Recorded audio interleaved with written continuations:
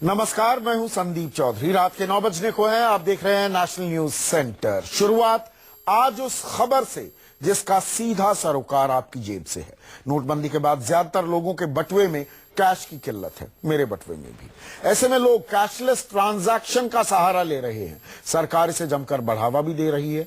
खुद प्रधानमंत्री मोदी आम लोगों से कैशलेस लेन देन की अपील कर रहे हैं और आंकड़े भी बता रहे हैं कि नोटबंदी के बाद कैशलेस ट्रांजैक्शन कई गुना बढ़ चुका है। लेकिन देश के कैशलेस होने की राह में अभी एक नहीं, दो नहीं, तीन नहीं, बहुतेरे कांटे हैं जिन्हें दूर करना बेहद जरूरी है। इन कांटों को देखिए।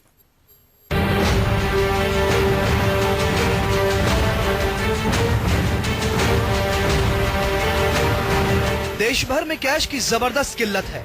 कतार में घंटों खड़े होने के बाद भी नए नोट मिल जाएं, इसकी कोई गारंटी नहीं। ऐसे में कैशलेस लेन देन का ही अकेला रास्ता बचता है। यही वजह है कि 8 नवंबर को नोटबंदी के ऐलान के बाद से अब तक कैशलेस ट्रांजैक्शन 12 गुना तक बढ़ गई है। महीने भर में debit card, e wallet, UPI, USSD और पीओएस मशीन के जरिए पेमेंट में औसतन 400 से 1300% तक का इजाफा हुआ है। इसके साथ ही बढ़ गई है डिजिटल लेन देन से जुड़ी मुश्किलें।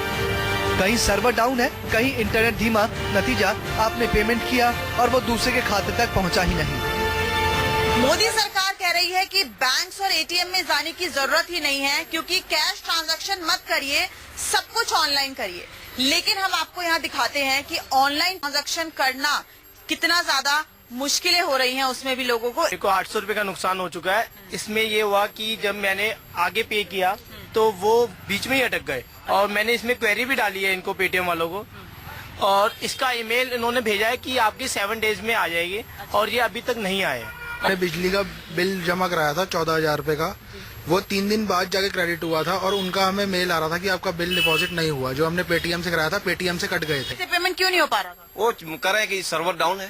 Server down. हाँ। बिगर अनपढ़ हम कहाँ से करेंगे? हम अनपढ़ मेरे में हम नहीं कर सकते इस चीज को। हाँ, ये कहीं एक बहुत बड़ी दिक्कत आ रही है कि हर इंसान जो है वो मोबाइल से पेमेंट नहीं कर सकता। हर किसी के पास स्मार्टफोन नहीं है, हर किसी ने जो है वो क्रेडिट कार्ड या डेबिट कार्ड नहीं रखे हैं। सवाल यह है कि आखिर देश को कैशलेस होने से कौन रोक रहा है? कौन है जो कैशलेस की रफ्तार को रोक रहा है? जो कटिंग एज चैलेंजेस हैं उनको एड्रेस करने के लिए हमें स्पेसिफिक साइबर सिक्योरिटी लॉ लाने की जरूरत है। और अब क्योंकि हैकर्स का ज्यादा फोकस डिजिटल पेमेंट्स पर होने वाला है, क्योंकि उन्हें पता लग गया है कि बैंक्स में पैसा आ गया है, तो भारत के पास एक डिजिटल पेमेंट्स कानून आना जरूरी है। कैशलेस की राह में कई बड़े कांटे हैं। पीओएस मशीन से कार्ड स्वाइप होने के बाद पेमेंट का अटकना, ई वॉलेट से पेमेंट के दौरान कनेक्टिविटी का जाना, सरकारी सेवाओं में भुगतान के दौरान सर्वर का डाउन होना, यूपीआई से भुगतान के दौरान कनेक्टिविटी का रुकना, इंटरनेट बैंकिंग से भुगतान के दौरान बैंक वेबसाइट का हैंग होना, तकनीकी समस्या से भुगतान अटकने पर घंटों का इंतजार, भुगतान अटकने पर बैंकों का तेजी से शिकायतों को नहीं सुलझाना, इंटरनेट की कम स्पीड की वजह से भुगतान में घंटों लगना, कई बार स्वाइप करने से कार्ड का खराब होना, गाँव में मोबाइल टावर की कमी और कमजोर कनेक्टिविटी। ये वो दिक्कतें हैं जिसकी सबसे ज्यादा शिकायतें दर्ज कराई जा रही हैं। सरकारी और निजी बैंकों, सरकारी विभागों और रिजर्व बैंक को महीने भर में कैशलेस ट्रांजैक्शन से जुड़ी 1.25 लाख शिकायतें आई हैं। सबसे ज्यादा शिकायतें उत्तर प्रदेश, बिहार, दिल्ली और महाराष्ट्र से आई हैं। लेकिन सच ये है कि इससे निपटना तो दूर, फिलहाल सभी शिकायतों का जवाब तक नहीं दिया जा रहा है। विशेषज्ञों के मुताबिक डिजिटल पेमेंट के लिए इंटरनेट की अच्छी स्पीड होनी जरूरी है। ऐसा नहीं होने से कई दिक्कतें हो सकती हैं। आज की तारीख में मोबाइल पेमेंट्स, मोबाइल वॉलेट्स के संदर्भ में जो कस्टमर है वो कंप्लीटली असुरक्षित है। उसके पास कोई सुरक्षा नाम की चीज है ही नहीं। क्यों? क्योंकि वो इन मोबाइल एप्स की मर्जी के ऊपर है।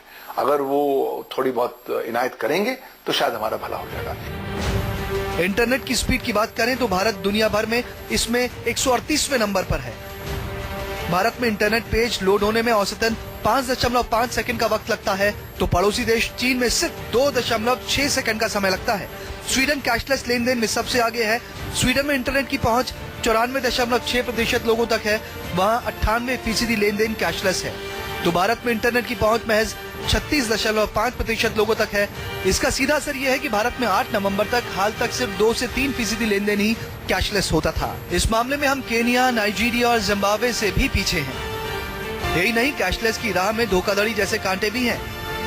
एक रिपोर्ट के मुताबिक 2017 तक मोबाइल के जरिए लेन देन में धोखाधड़ी 65% तक बढ़ सकती है।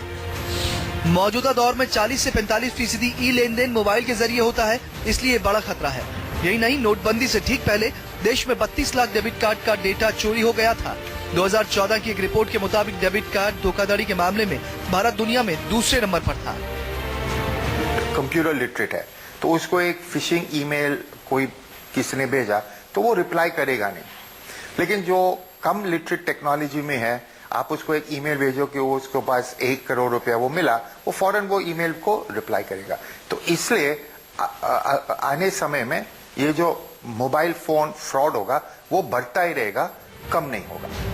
ऐसे हालात में कैशलेस ट्रांजैक्शन को बढ़ावा देना तो ठीक है, लेकिन जब तक हालात नहीं बदले जाते तब तक इस अभियान की कामयाबी को लेकर आशंका कायम रहेगी।